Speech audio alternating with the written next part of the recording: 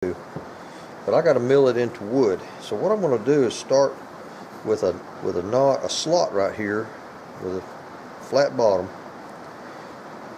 and it stops right along in here.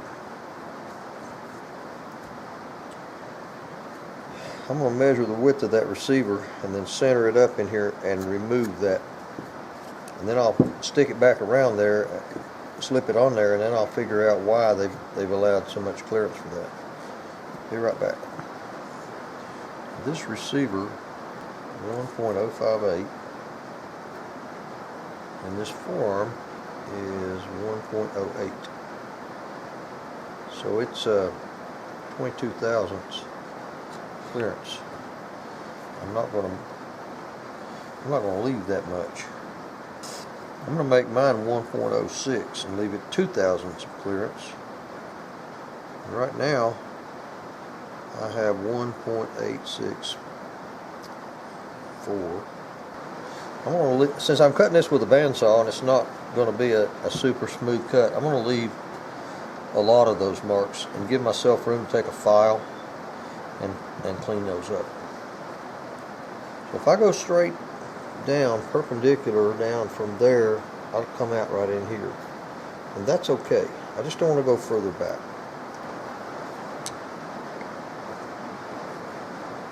Alright, that's snug. That's stuck. So that gives me some room to sand, and also it lets me get this up against the barrel. Now I can trace down the barrel and I can mill that out. Everything goes from where this is centered.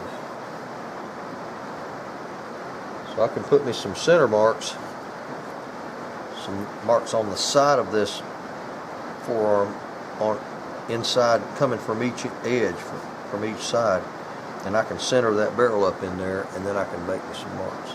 This scope is in the way. I'm about halfway tempted to just take it off. It's got quick release mounts on it. I think it will. Keep it clean, keep it from getting jarred, and get it out of my way.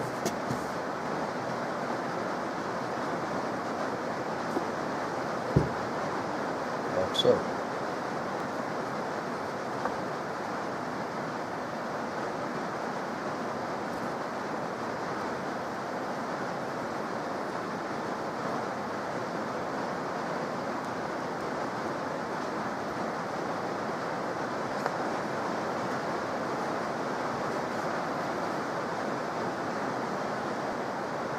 This is not the best way to do this, but my vise is tied up right now. I've got a 1022 stock in traction over there. Got it glued back together where a guy tried to drive through a gate on a four-wheeler with his 1022 in the run rack.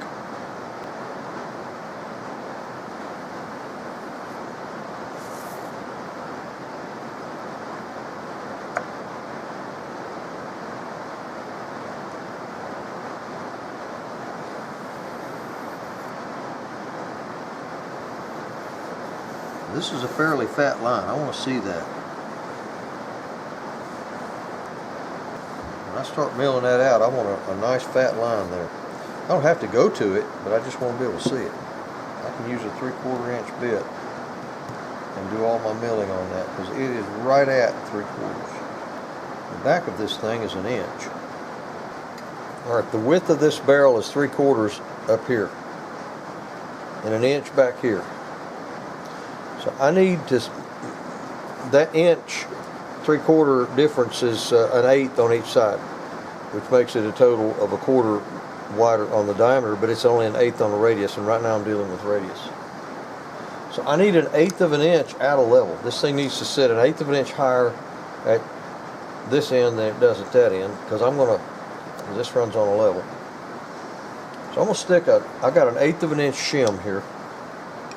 Put 1/8 of an inch shim underneath that end of the level, and then get this bubble correct. The only thing about that is this level is not quite as long as my cut, so that'll make it off a teeny bit, and that's pretty close. Because I'll probably want to put this thing back in there, I'm going to mark the corners of the jaw. That way I can drop it right back in the same spot. My drop, as far as being an 1/8 inch higher here than here, is really good. I finally got the thing set.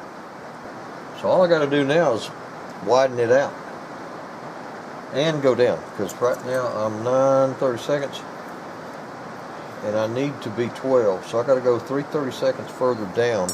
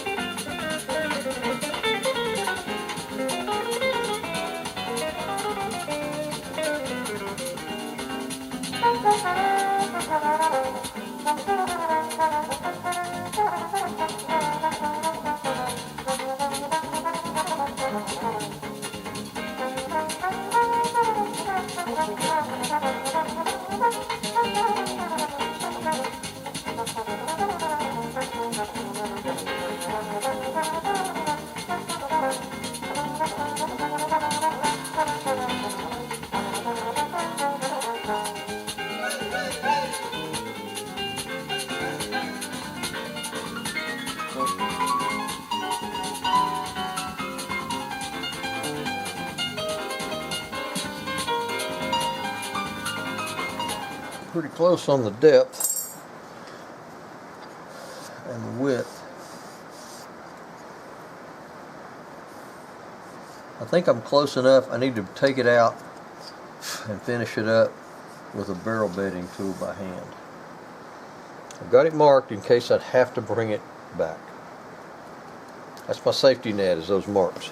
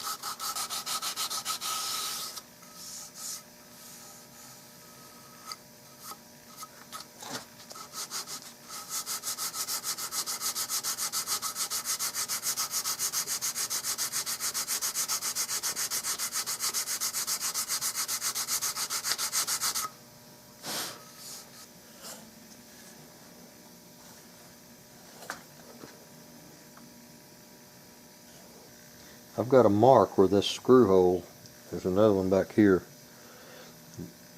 and I got to mark them in the bottom of that stock. I've got the stock where it'll sit down around this barrel.